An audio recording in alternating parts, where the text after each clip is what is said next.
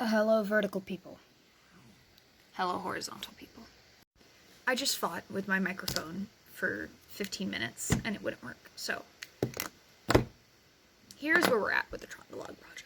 I moved you over here because the fan on the computer is really loud when I don't have my microphone. So, we are in the essay writing portion of the Trondelag project, which is harder than I thought, not because I don't know what I'm talking about or anything like that, but because I know a lot of things because I've talked to people, like matter is red, woad is blue, this is how you do this thing, and this is how weaving wool functions, and this is the period loom for this sort of thing. I learn these things because I'm in the SCA and we talk about this kind of stuff, and so I just kind of learn it through the osmosis of being a living reenactor. Here's the problem. You can't cite that as a source. So that's making it a little difficult because I'm like, I don't know how to cite this, and then whenever I go looking for a archaeological resource to back up the information that I know is true, I'm just finding SCA people's blogs. I am just finding SCA people's blogs about it, which I said at the beginning of this project I wasn't going to use other Scadians as a resource because I wanted my research to be drawn from first and second sources, not third and fourth sources. Primary sources are really important. Unfortunately, primary sources are very hard to come by because writing in period was difficult, so we're relying mostly on archaeological evidence that has been found by modern archaeologists or Victorian archaeologists, the horror, to tell us stuff.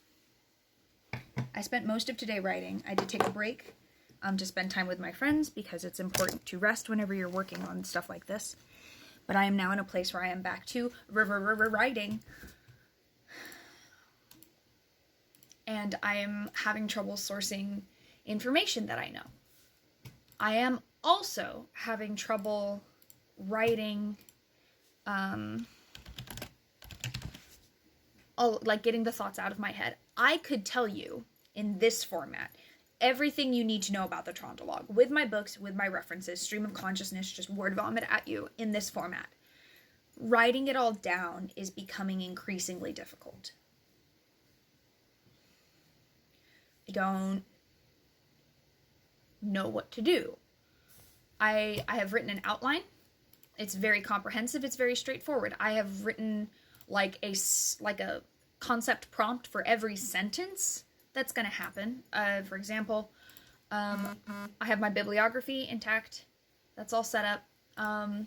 So like my research looking into the culture, like my prompts are Welcome to Volkagan, which is a comparison that I'm drawing in the essay that I will get into about the mythology and the history of the culture, combining what that looks like. The geography, the mountains, the fjords, the pasture lands, winter hardship. That's the prompt for my first sentence, for my first 5 sentences. Next sentence, Frisian. Who are the Frisians? Generally going over that because Frisian trade was hugely important to the Trondelag region of northern Norway.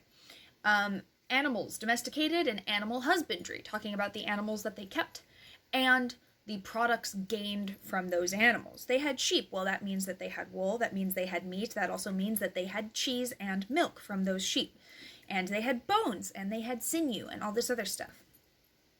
Did they use sheep bones? Yes. Knuckle bones, sheep knuckles, very common. Did they use sheep sinew for sewing? I don't know. Probably. Sinew is sinew? Question mark? I don't know. I'm not a leatherworking craftsman. Animals hunted for goods. We know that there were stags and foxes and boars, and they were all harvested for their meat, for their hides, for their horns, for their tusks, for their claws, for their teeth. We know about that. The indigenous plants to the region, we know what grew there locally. We also know what's going on, and that's where we're getting into this dyes and colors thing, where it's like these are plants that are still there, that we have documentation of for years before and for years after, decades before and decades after, being used as dyes, as fabrics like linen and wool. And we know that this is a thing. We've got pollen proving that there was flax and hemp in Norway during the Viking Golden Age, during like 800, 900. We have pollen that has been dated by archaeologists confirming that that is a thing. Can't find the archaeological article about it, though. Just the Scadians blogging about it. Because the Scadians didn't cite their sources. And maybe it wasn't a Scadian and it was some other historical buff Viking fan page sort of a thing. Whoever they were, they had a lot of really cool information and no sources.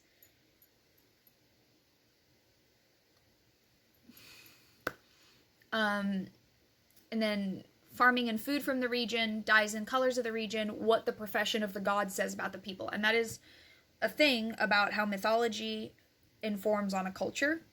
If the goddess of, like the queen of the gods, Frigga, if she spends all of her time spinning and weaving, that's probably a pretty important handicraft to the culture. The Norns spin and weave. Spinning and weaving is going to be a pretty important handicraft to that culture. Literally, the queen of the gods does it. Gotta be important, right?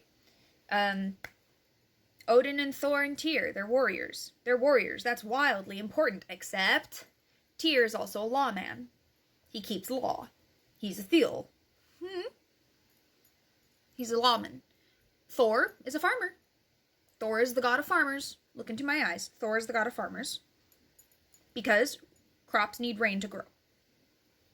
Keep up with me.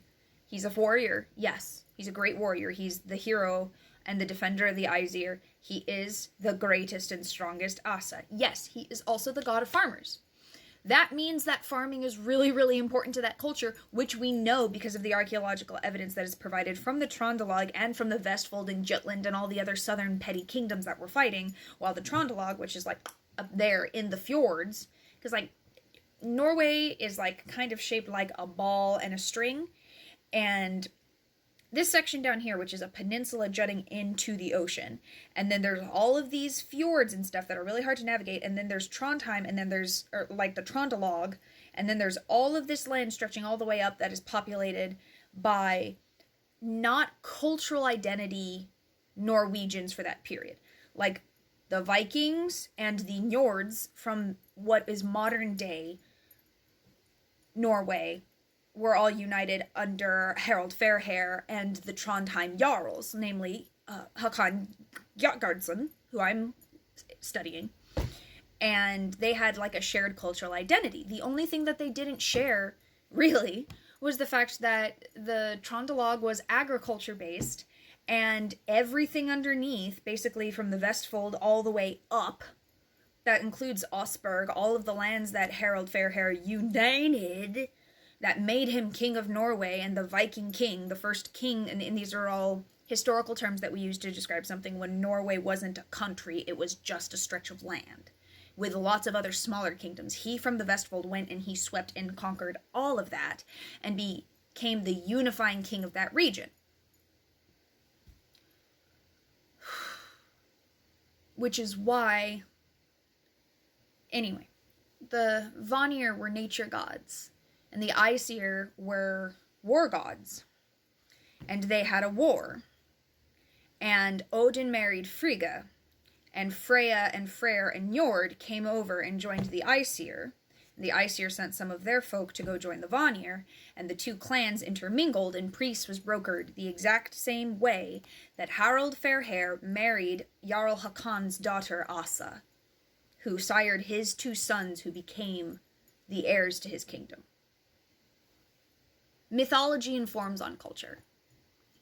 So I want to write about that. And then talking about imports and things that they would have had through trade with the Frisians from other plate people that were contemporary, silk and things like that. Because we know they had silk. We know they had silk. Archaeology tells us they had silk. They didn't have silkworms, so they got it through trade. And I can talk to you about all of this in this format, but not in my paper. It's rough, buddies. I'm working through it. My goal is to have one sentence for every prompt by the end of the night. Just one sentence. And then I can flesh it out tomorrow morning, but it's a fight. Anybody got any mead? please.